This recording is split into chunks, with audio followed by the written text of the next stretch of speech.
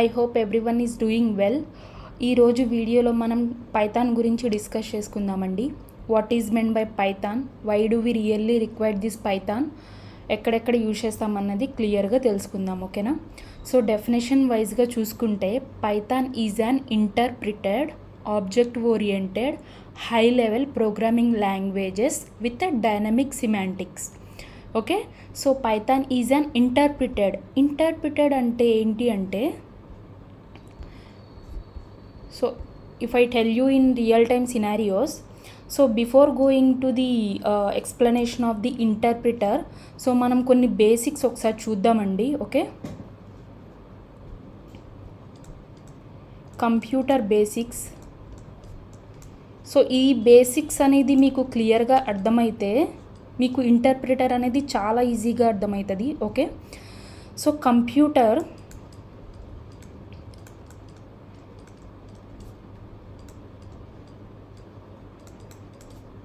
Computer does not understand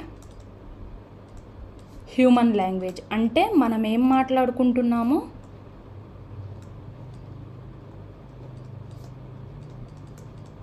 like Telugu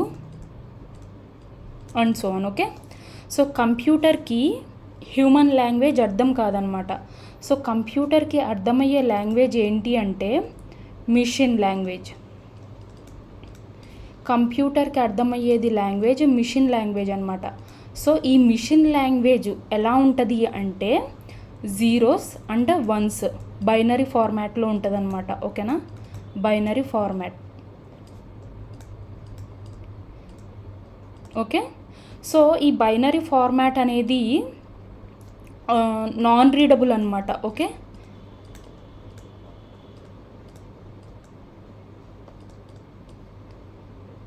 and చాలా complicated. So ఈ రెండు ప్రాబ్లమ్ని రిజాల్వ్ చేయడానికే మనకు వచ్చిన కాన్సెప్ట్ ఏంటి అంటే హై లెవెల్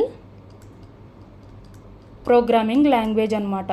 ఓకే, ఇక్కడ డెఫినేషన్లో చూసినట్టయితే నేను ఆల్రెడీ చెప్పాను మీకు, Python is a high level programming language. High level in the sense let's say మీరు ఒక ప్రింట్ హలోని ప్రింట్ చేయాలి అనుకుంటున్నారండి. ఓకే, సో మీరు ఏం చేస్తారు, ప్రింట్ హలో అని చెప్పి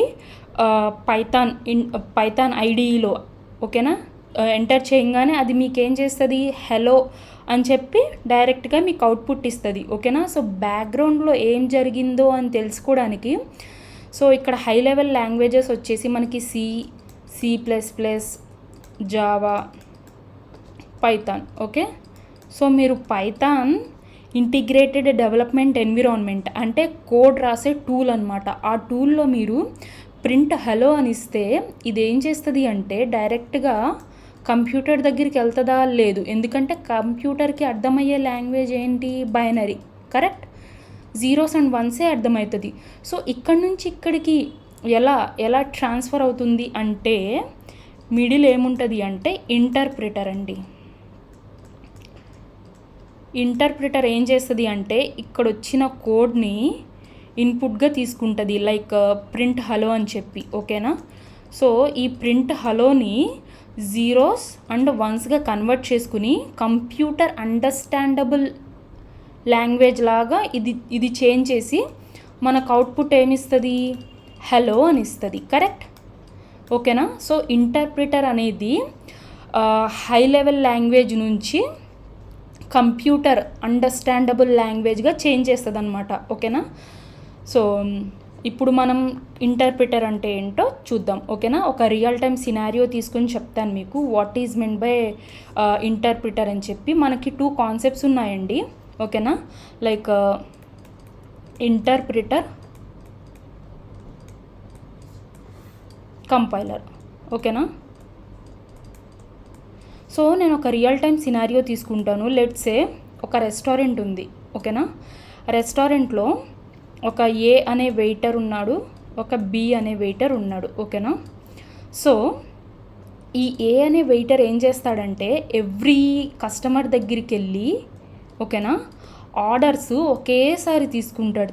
ఒకేసారి తీసుకుని షెఫ్కి వెళ్ళి ఆర్డర్ ప్లేస్ చేస్తాడు. లైక్ ఇంతమంది దగ్గర నేను ఆర్డర్ తీసుకున్నా, లైక్ అందరి దగ్గర నేను ఆర్డర్ తీసుకున్నా, ఓకేనా. సో షెఫ్ దగ్గరికి వెళ్ళి తను ఆర్డర్ అనేది ప్లేస్ చేస్తాడు, ఓకేనా. ఇది ఏ చేసే పని. ఇప్పుడు బి ఏం చేస్తాడంటే ఇప్పుడు అందరి దగ్గరికి ఒకేసారి వెళ్ళాడు అనమాట. ఫస్ట్ ఒక కస్టమర్ దగ్గరికి వెళ్తాడు, ఒక కస్టమర్ దగ్గరికి వెళ్తాడు, తన ఆర్డర్ని పిక్ చేసుకుంటాడు. మళ్ళీ షెఫ్ దగ్గరికి వెళ్తాడు, తన ఆర్డర్ ప్లేస్ చేస్తాడు. Okay, so and so person has requested this order అని చెప్పి, ఓకేనా. సో సేమ్ టైం ఇంకో పర్సన్ దగ్గరికి వెళ్తాడు, తీసుకుంటాడు, మళ్ళీ సేమ్ షెఫ్ దగ్గరికి వస్తాడు, మళ్ళీ ఆర్డర్ ప్లేస్ చేస్తాడు, ఓకేనా. సో ఇప్పుడు నేను దీన్ని ఇంటర్ప్రిటర్ అండ్ కంపైలర్గా మాట్లాడాలి అంటే so this is nothing but compiler అండి, this is nothing but interpreter, ఓకేనా. సో లెట్స్ సే ఇప్పుడు ఇంటర్ప్రిటర్లో మీరు ఒక 5 లైన్స్ ఆఫ్ కోడ్ రాశారు, లెట్స్ సే. సో ఇంటర్ప్రిటర్ ఏం చేస్తుంది అంటే లైన్ బై లైన్ చెక్ చేసుకుంటుంది మీ కోడ్ని, ఓకేనా. సో ఇంటర్ప్రిటర్ అనేది లైన్ బై లైన్ చెక్ చేసుకుంటుంది, line by line. So first ఒకటి కరెక్ట్గా ఉంది, ఓకే. సెకండ్ది కరెక్ట్గా ఉందా, ఓకే. థర్డ్ది కరెక్ట్గా ఉందా, ఓకే. ఫోర్త్ దాంట్లో సింటాక్టికల్ ఎర్రర్ ఏదైనా ఎర్రర్ వచ్చిందా. సో ఏం చేస్తుంది అంటే ఇప్పుడు ఈ 3 ప్రింట్ చేసింది కదా, సో ఈ 3 అవుట్పుట్ అనేది మీకు ఇచ్చేస్తుంది అనమాట, ఓకేనా. సో నెక్స్ట్ టైం మీరు ఈ ఇష్యూని రిజాల్వ్ చేసి then you can able to execute that file, okay. So కంపైలర్లో ఏమవుతుందంటే లెట్స్ సే మీరు ఒక 5 లైన్స్ ఆఫ్ కోడ్ రాశారనుకుందాం. కంపైలర్ ఏం చేస్తుంది అంటే ఒకేసారి కోడ్ మొత్తాన్ని ఎగ్జిక్యూట్ చేస్తుంది. లెట్స్ సే మీకు 3rd లైన్ దగ్గర ఒక సింటాక్టికల్ ఎర్రర్ వచ్చిందండి. కంపైలర్ ఏం చేస్తుంది, ఫస్ట్ ఈ ఎర్రర్ని రిజాల్వ్ చేయి, then you can able to run the file అని చెప్పి చెప్తుంది అనమాట. అంటే ఇక్కడ నో అవుట్పుట్ అనమాట, ఇక్కడ అవుట్పుట్ ఏం షో చేయదు, ఓకేనా.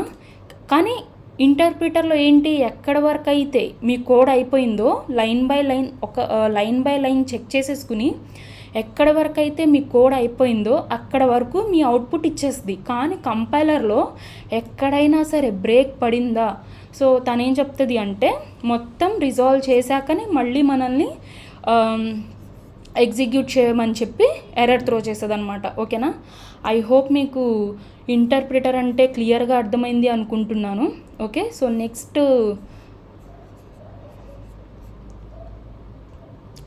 మనం ఏం చూద్దామంటే ఆబ్జెక్ట్ ఓరియంటెడ్ అంటే సో మనకి ప్రోగ్రామింగ్ పారాడిగ్మ్స్ అని 2 టైప్స్ ఉన్నాయండి. సో నేను అప్కమింగ్ వీడియోలో మీకు క్లియర్గా ఎక్స్ప్లెయిన్ చేస్తాను. లైక్ ప్రోగ్రామింగ్ పారాడిగ్మ్లో 2 టైప్స్ ఉంటాయి. One is procedural oriented programming language and the second one is object oriented programming language, okay.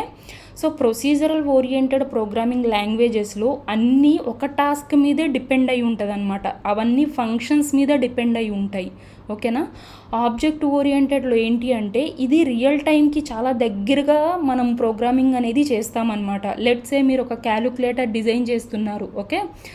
So ఆ క్యాలిక్యులేటర్కి సంబంధించిన ఫంక్షనాలిటీస్ ఏంటి, ప్రాపర్టీస్ ఏంటి, ఓకేనా. సో క్లాసెస్ అండ్ ఆబ్జెక్ట్స్ రూపంలో మనము ఆబ్జెక్ట్ ఓరియంటెడ్ లైక్ పైథాన్లో డిఫైన్ చేస్తామన్నమాట, okay. So as you all know high level అంటే it's kind of natural language అండి, ఓకేనా. సో ఇప్పుడు ప్రింట్ అంటే ఇప్పుడు మనకు అర్థమవుతుంది. ఇప్పుడు నేను ఇక్కడ ఏం చేస్తున్నా, ప్రింట్ అని చెప్పి రాస్తుంటే ఇప్పుడు మనకు క్లియర్గా అర్థమైపోతుంది ప్రింట్ అంటే ఏంటి. నేను ప్రింట్ హలో అని నేను ఇది ఎక్స్పెక్ట్ చేస్తున్నా, హలో అనే అవుట్పుట్ని ఎక్స్పెక్ట్ చేస్తున్నా, కరెక్ట్. సో ఇదేంటి, హ్యూమన్ రీడబుల్ లాంగ్వేజ్, ఓకే. ఎవరికైనా అర్థమవుతుంది మనకి, ఓకే మనం హలో ప్రింట్ చేస్తున్నామని. సో దీన్నే హై లెవెల్ అంటామన్నమాట. హై లెవెల్ వచ్చేసి ప్రోగ్రామింగ్ లాంగ్వేజ్, దీంట్లో C++,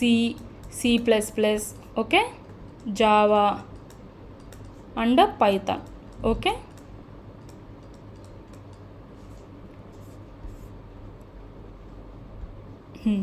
సో మనకి ఇంకో ఇది కూడా ఉంది, లైక్ డైనమిక్ సిమాంటిక్స్ అంటే ఏంటి అంటే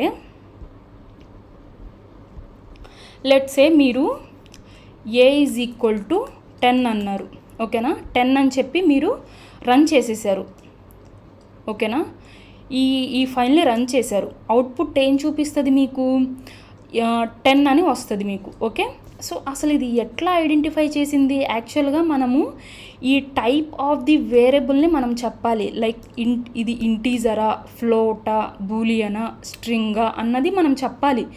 if you say in C++, జావాలో మనం ఏమిస్తాము, లైక్ ఇంట్ a = 10 అని ఇస్తే ఓకే, ఈ ఇంటీజర్ వాల్యూ ఏలో 10 అనే వాల్యూని స్టోర్ చేస్తుంది అనమాట. ఓకే, ఈ ఇంటీజర్ ఇస్తేనే ఇది ఇంటీజర్ వాల్యూగా కన్సిడర్ చేస్తుంది అనమాట. కానీ పైథాన్లో ఏమి అంటే మీరు ఇవ్వకపోయినా పర్వాలేదన్నమాట. అది రన్ టైం అప్పుడు మీ ప్రోగ్రామ్ రన్ టైం చేస్తున్నప్పుడు అదేం చేస్తుంది అంటే a = 10 అంటే ఇంటీజర్, ఓకే, ఈ వాల్యూని బేస్ చేసుకుని ఓకే ఇది ఇంటీజర్ అని చెప్పి రన్ టైంలో అది డిసైడ్ అయ్యి మీకు రెస్పెక్టెడ్ అవుట్పుట్ అనేది జనరేట్ చేస్తుంది అనమాట, ఓకేనా. So this is nothing but dynamic semantic, okay. So I hope మీకు డెఫినేషన్ క్లియర్గా అర్థమైంది అనుకుంటున్నాను. లైక్ ఇంటర్ప్రిటర్ అంటే ఏంటి, okay, high level programming language అంటే ఏంటి, ఆబ్జెక్ట్ ఓరియంటెడ్ ప్రోగ్రామింగ్ లాంగ్వేజ్ అంటే ఏంటి, డైనమిక్ సిమాంటిక్స్ అంటే ఏంటి, ఓకే. సో బేసిక్స్ అర్థమైతే నెక్స్ట్ టైం నుంచి మీరు ఎప్పుడైనా చేస్తున్నా కూడా మీకు చాలా ఈజీ అయిపోతుంది అనమాట, ఓకే. సో ఇప్పుడు వై పైథాన్ ఈజ్ చాలా బిగినర్ ఫ్రెండ్లీ. ఎందుకు అంటే లెట్స్ సే ఇక్కడ సేమ్ ఈ ఎన్ని లైన్స్ ఆఫ్ కోడ్ ఉందండి, ఒక 5 to 6 లైన్స్ ఆఫ్ కోడ్ ఉంది, కరెక్ట్. సో ఇది ఒక హెలో వరల్డ్ ప్రింట్ చేయడానికి కావాల్సిన కోడ్ అంతా ఇది జావాలో, లైక్ ఇంత నెంబర్ ఆఫ్ కోడ్ ఉంది. కానీ పైథాన్లో వచ్చేసి మీరు జస్ట్ ప్రింట్ అంటే అది హెలో వరల్డ్ అని ప్రింట్ చేస్తుంది అనమాట. That is the speciality of Python, okay. So why Python is most powerful programming language అంటే నేను ఒకసారి గూగుల్లోకి వెళ్ళి సెర్చ్ చేస్తాను మోస్ట్ పవర్ఫుల్ ప్రోగ్రామింగ్ లాంగ్వేజ్ అని.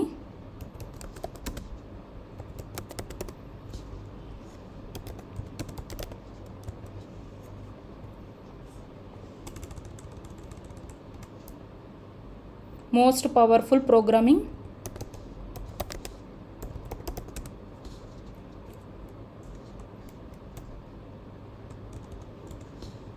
ఓకే. సో నెంబర్ 1 ప్లేస్లో పైథాన్ ఉందండి. Python is very beginner friendly అనమాట. లైక్ అది చాలా ఈజీగా ఉంటుంది అనమాట నేర్చుకోవడానికైనా. ఎవరైతే బిగినర్గా స్టార్ట్ చేస్తున్నారో సో జావా అంత హార్డ్గా ఉండదు, ఓకే. బేసిక్గా సింటాక్స్ అది చాలా ఈజీగా అర్థమైపోతుంది, ఓకే. సో ఇక్కడ చూసుకుంటే పైథాన్ చూడండి, Python is the number 1 in the place, okay. So వేరే సైట్స్ కూడా చూద్దాము.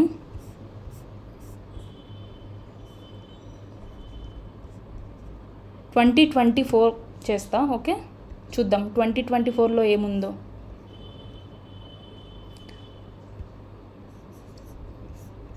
ఇక్కడ చూస్తే పైథాన్ ఉంది, ఓకే. సో పైథాన్ అనేది చాలా బిగినర్ ఫ్రెండ్లీ, ఎవరికైనా అర్థమవుతుంది అనమాట. లైక్ మీకు ఇంగ్లీష్ వస్తుంది అంటే you can able to write more syntaxes అనమాట, మోర్ ప్రోగ్రామింగ్ అనమాట, okay. So yeah, I hope మీకు ఈ వీడియో అర్థమైంది అనుకుంటున్నాను. If you have any doubt regarding this key features like interpreter గురించి, ఆబ్జెక్ట్ ఓరియంటెడ్ గురించి, హై లెవెల్ అంటే ఏంటి, ఇంకా డైనమిక్ సిమాంటిక్స్ అంటే ఏంటి, ఇంకా మీకు ఏమైనా దీంట్లో డౌట్ ఉంటే you can just ping me, I will able to help you out, okay. So thank you so much guys for watching this video. If you haven't subscribed my channel, please go ahead and do that. Thank you so much.